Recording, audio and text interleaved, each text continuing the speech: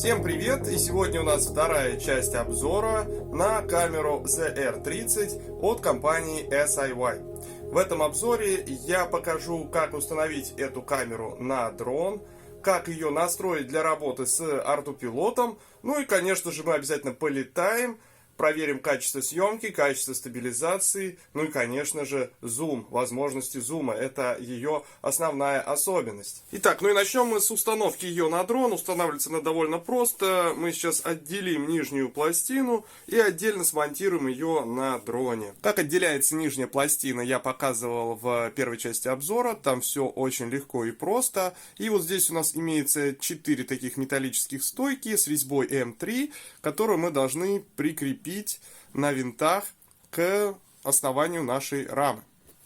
Я буду крепить ее вот на эту пластину, на моем свежесобранном гексакоптере ZD850. О том, как я собирал этот гексакоптер, вы можете подробно ознакомиться в моих влогах, особенно в последнем влоге. Там очень много интересного. Я дополнительно просверлил некоторые отверстия, чтобы эта пластина точно встала как надо. В моем случае, так как мне будет не очень удобно подключать кабели, когда пластина будет уже прикручена, в принципе, имеет смысл сразу подключить необходимые провода. И я сейчас сразу расскажу, что нам потребуется.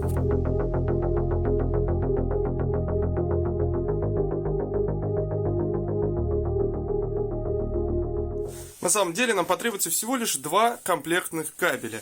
Первый — это основной кабель видео и питания, то есть здесь у нас Ethernet и питание. А второй кабель — это кабель подключения к UART-порту. Камеру ZR-30 мы сегодня подключим к автопилоту на базе прошивки Ardupilot. Стоит отметить небольшой нюанс. Комплектный кабель идет с 3-пиновым коннектором, но я перепиновал его под 5-пиновый вот в таком вот виде. Я сейчас объясню почему. Штатно предлагается подключить камеру к автопилоту через порт Serial 6, и комплектный провод, разъем подходит именно под этот 3-пиновый порт. Но здесь есть один нюанс, о нем я скажу позже, из-за которого мне пришлось подключить камеру к порту TLM4. А так как здесь 5-пиновый коннектор, соответственно, мне пришлось немножечко перепиновать кабель. Распиновки автопилота есть в инструкции к данному автопилоту N7 от SIY. Поэтому подключение к камере у нас сводится к вот такому вот состоянию. Это у нас UART, здесь у нас отдельно питание и отдельно Ethernet. А на другой стороне у нас 2 разъема к юниту МК-15 с питанием и, соответственно, к UART-порту полетного контроллера. Вот, собственно говоря, и все подключение. Так как у меня стоит коммутатор от SIY на 2 камеры, я вместо юнита МК-15 буду подключать напрямую в него, вот сюда. Вот и все подключение. Осталось прикрепить пластину. Вот такой монтаж у меня получился. Провода длинные, с запасом в комплекте идут, поэтому вы можете их укоротить. Ну, я для обзора пока их укорачивать не буду. Возможно, позже что-то в этом дроне поменяется, в частности рама, поэтому хорошо, что есть запас в любом случае.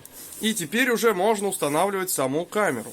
Как я говорил в прошлой части обзора, нужно совместить белую точку с красной и повернуть до щелчка, вот, чтобы вот эти потом красные совпали. Ну и, в общем-то, на этом монтаж камеры закончен. Вот так она выглядит на моем гексакоптере. И сейчас самое время проверить версии программного обеспечения и обновить их, а также внести некоторые настройки в сам автопилот. Я сейчас покажу, какие.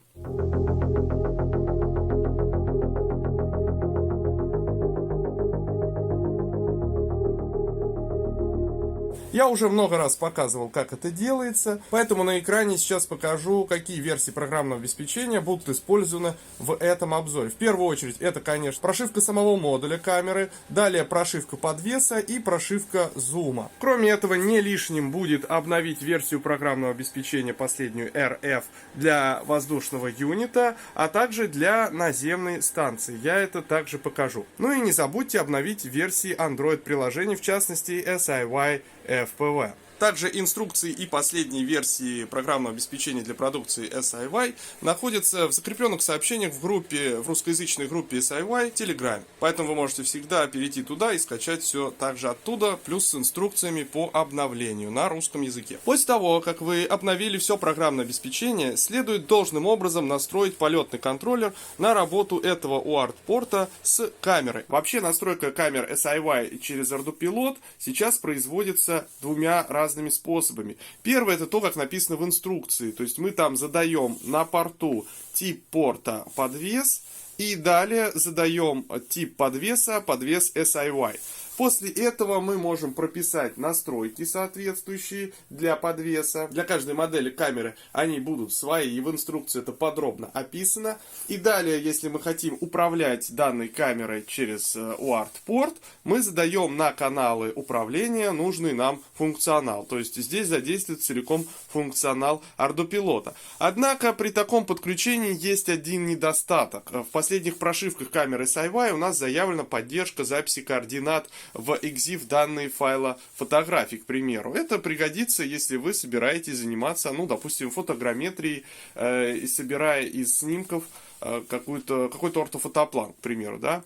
И вот при таком способе подключения никакие координаты, к сожалению, записываться у вас в файлы не будут. Функционал будет ограничен. Я также думаю, что при таком подключении не будет должной коррекции камеры с автопилотом. Коррекции нужны для того, чтобы избавиться от проблемы завала горизонта, если таковая у вас проявляется. Поэтому есть другой вариант. Компания SIY предлагает настроить подключение камеры к автопилоту не через режим подвеса, а через режим Mavlink телеметрии.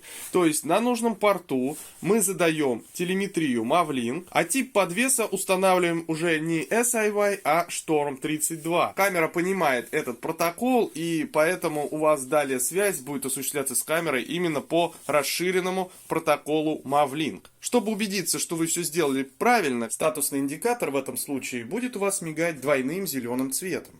Но есть еще один нюанс. Нужно внести еще кое-какие настройки, я сейчас покажу на экране. Они отвечают за расширенную телеметрию на порту. Это данные GPS, данные EMEU для корректировки, а также можем вывести туда данные каналов управления, и тогда камера будет у вас управляться, можно сказать, по виртуальному S-Bus. Вам уже не нужны настройки каналов RC Channels. Вы можете настраивать камеру, как будто вы ее подключили по S-Bus через ассистент на персональном компьютере. Но, к сожалению, у меня не получилось заставить эту камеру работать в таком режиме на порту Telem-4, поэтому я поменял местами телеметрию на воздушный юнит и на камеру и подключил камеру к порту Telem-1.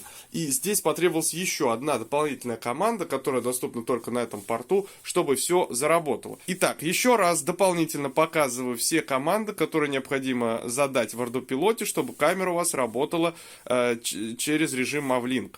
И это именно доступно на порту Serial 1. После данной настройки камера уже будет получать все необходимые данные от автопилота для своего расширенного функционирования. Но есть и побочный эффект. Из-за того, что порт и так очень сильно загружен, я протестировал в этом режиме управления камерой, да, и возникают там довольно большие задержки в управлении, там вплоть до секунды, она подтормаживает, не всегда хорошо откликается. Поэтому я рекомендую все-таки подключить параллельно S-Bus. Прокинуть еще один дополнительный провод от вашего приемника радиоуправления, либо от юнита МК-15, там МК-32, и его запараллелить, параллельно пустить на вход S-Bus камеры. И настроить управление по обычному S-Bus, отклик будет моментальный, все будет прекрасно работать. Но тогда не забудьте отключить команду вывода каналов управления на данном порту. Вот такие два типа подключения. Я рекомендую пользоваться последним, который я вот подробно описывал, и которым буду пользоваться я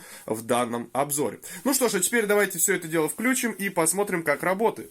Итак, я подал тестовое питание на дрон, чтобы убедиться, что все работает хорошо. Это у нас обзорная камера A2 Mini, которая позволяет получить картинку с широким углом обзора.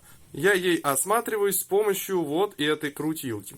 А вот камера ZR-30, и я ей тоже могу управлять. Смотрите, вот такой крутилкой я могу ей вращать в разные стороны. Также на колесике я назначил, значит, на левое колесико вот здесь у меня наклон. вверх и вниз. А на другом колесике у меня зум. Самое важное. Вот так он работает. Что ж, если у вас все работает таким же образом, значит, я вас поздравляю, вы все настроили правильно. Ну, а я перехожу, пожалуй, к самому интересному, к летным тестам. И сейчас мы переместимся с вами в поле, где проверим эту камеру во всех режимах.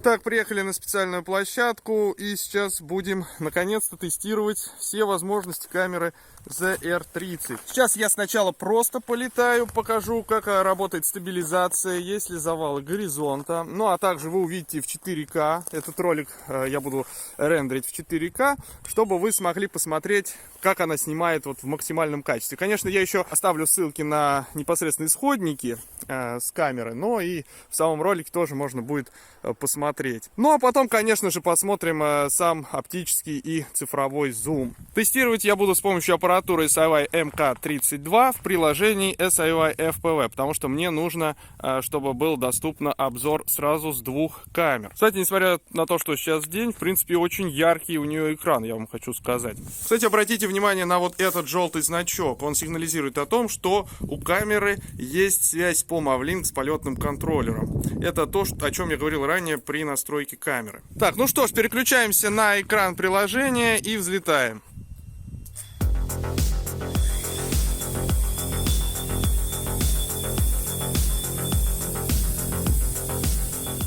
Что ж, я взлетел, и сейчас я вам покажу, как снимает для начала, как снимает эта камера, ну, в целом, в обычном таком полете. Вот сейчас я лечу на дроне в режиме стабилизации. Сейчас можно, кстати, наблюдать, заваливается ли у камеры горизонт. Как видим, пока никаких проблем нет, все летает плавно. Камера тоже ведет себя абсолютно стабильно и дает плавную, хорошую картинку.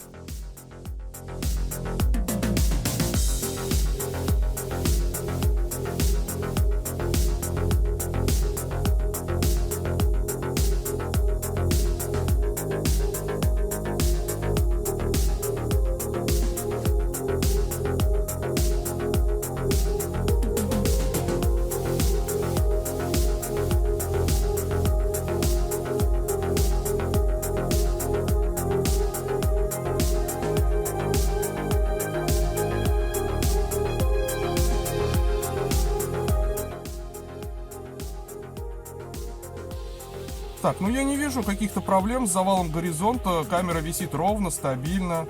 Давайте теперь я попробую поуправлять наклоном. Вот такую картинку мы видим под собой.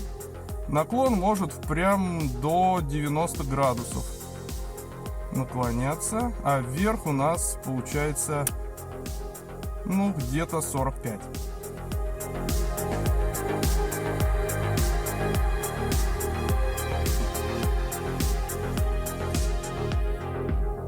Очень плавное, хорошее управление камерой и дроном. Все отлично работает. Ну что ж, давайте я сейчас еще немножечко прибавлю зума. Вот, давайте двухкратный. Посмотрим, как на двухкратном будет все работать. Ну, то есть я сейчас поработаю зумом, чтобы видно было, как это в полете себя ведет.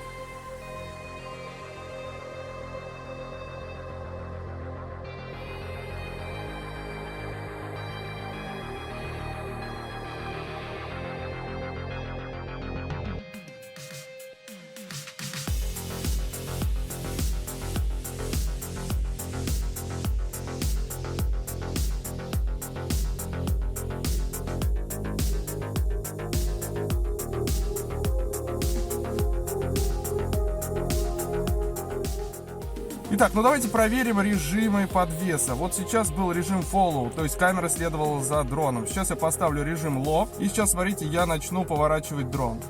Ну, обратите внимание на вторую камеру, я сейчас ее сделаю побольше. Дрон вращается, да?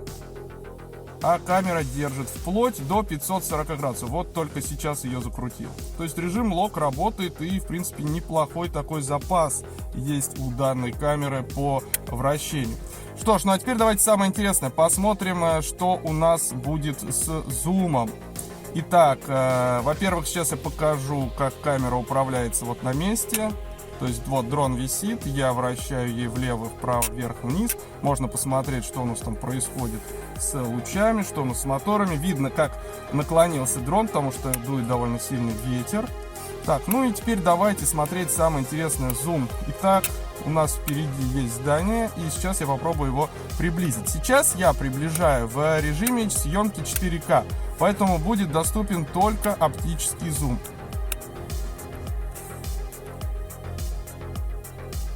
Вот он, 30-кратный зум. Вот такую картинку можем видеть. Мы даже можем разглядеть немножечко часы на башне. Ну, как видно, что есть желе. Дрон у меня не самый лучший в плане вибраций. Хоть я и постарался максимально улучшить его, но там есть еще над чем работать. Поэтому сейчас, конечно, идеальной картинки не будет, но все равно она вполне достойная на таком зуме.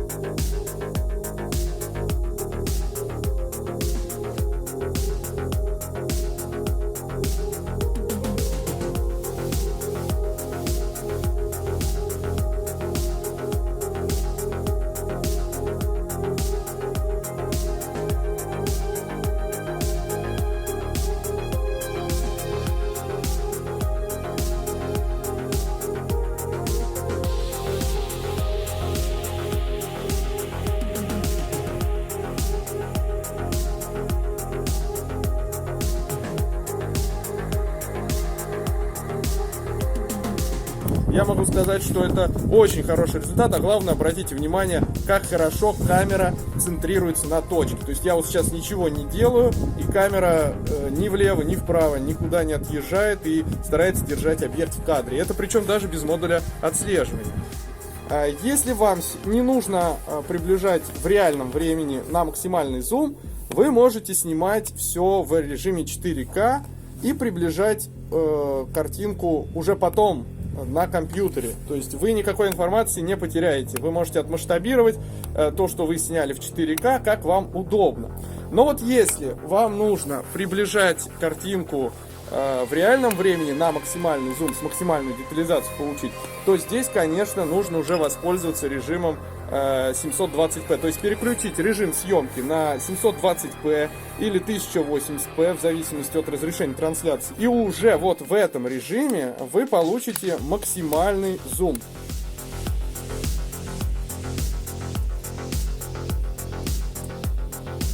Давайте еще раз приблизим, только уже с цифровым масштабированием.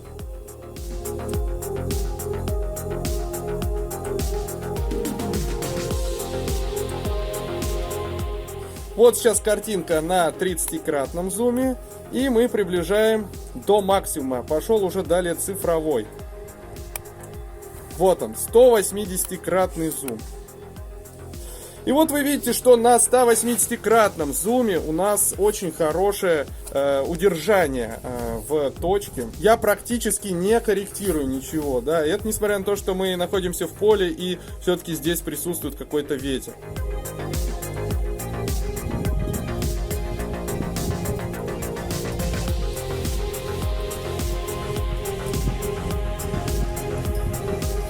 Итак, сейчас мы попробуем еще, как камера может справляться с задачами фотограмметрии. В последних прошивках компания SiWi добавила возможность записи координат в файлы. Я сейчас сделаю серию снимков и потом попробуем в программе фотограмметрии создать из них тестовый ортофотоплан. Сейчас у нас лежит снег, и поэтому ортофотоплан будет не такой детальный. Но чтобы вы понимали дополнительные возможности камеры, это можно показать. После обработки снимков в программе Agisoft Metashape все снимки сразу удалось выровнять по привязке и далее уже привычным образом построить плотное облако точек, карту высот и сам ортофотоплан. Результат, я считаю, получился хороший. По карте высот видны перепады в несколько сантиметров, а ортофотоплан составлен цельно и корректно. При большом увеличении, конечно, видны шумы на фото, все-таки матрица не позволяет снимать совсем чистые детальные кадры. Также сказывается и невысокое по меркам фототехники разрешение, всего 8 мегапикселей. Но, тем не менее, камера отрабатывает свой функционал по максимуму. Конечно, у получившегося ортофотоплана есть большая погрешность в несколько сантиметров на метр, но здесь проблема уже в недостаточной точности координат. РТК-станция может решить эту проблему и позволить составить ортофотоплан с сантиметровой точностью. Возможно, у меня еще будет обзор на эту тему. Что ж, я постарался по максимуму провести все тесты данной камеры и показать ее возможности со всех сторон. Ну а теперь давайте посмотрим, какие здесь из этого можно сделать выводы.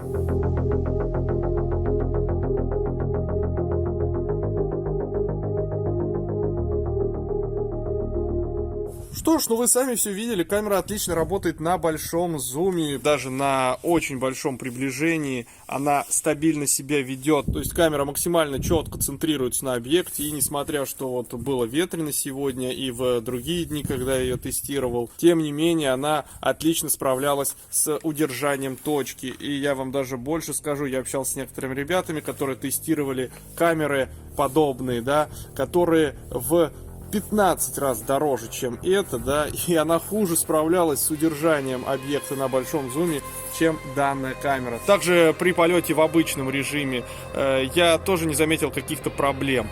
Увода горизонта, завала горизонта я не обнаружил. Конечно, я тестировал с включенной телеметрией с полетного контроллера и в режиме лоитер. В этом режиме никаких проблем нет с уводом горизонта. Также стоит отметить довольно большой угол поворота по ЯВ, 540 градусов, и это реально помогает в режиме удержания позиции. Конечно, было бы неплохо иметь безлимитный ЯВ, он реализован в старшей версии камеры ZT-30, ну а здесь у нас 540 градусов. Касаемо дополнительных возможностей, просто отлично, что она теперь пишет координаты в EXIF данной файла. Вы видели, что это значительно расширяет ее возможности. Она, в принципе, позволяет строить ортофотопланы. И я думаю, в будущем здесь будет добавлен также и данные по курсу, и данные по наклону, а это уже позволит строить полноценные трехмерные объекты гораздо проще. Из слабых мест можно отметить, конечно же, матрицу. Она здесь хоть и 4К, но ее роллинг-шаттер довольно медленный, поэтому она на больших вибрациях, как у меня в дроне, позволяет видеть желе на большом зуме. Плюс, конечно же, разрешение у нее 8 мегапикселей, это 4К, поэтому фотографии вы тоже можете получить в формате 4К. Ну, прямо скажем, это немного, потому что уже довольно давно есть дроны с камерами как минимум 12 мегапикселей. Но, тем не менее, несмотря на сравнительно небольшое разрешение матрицы, вы можете снимать полноценные 4К видео. Да, матрица шумноватая, ей требуется немного больше света, но, тем не менее, вполне достойный результат. Все-таки главный фокус здесь это, конечно же, зум, а зум просто великолепен. Ну что ж, вот такой вот обзор у меня получился. Надеюсь, он вам понравился. Это не последнее видео с данной камерой. Я думаю, я сниму еще несколько роликов, где более подробно покажу дополнительный ее функционал. Ну что ж, на этом у меня все. Всем спасибо за просмотр. Пока!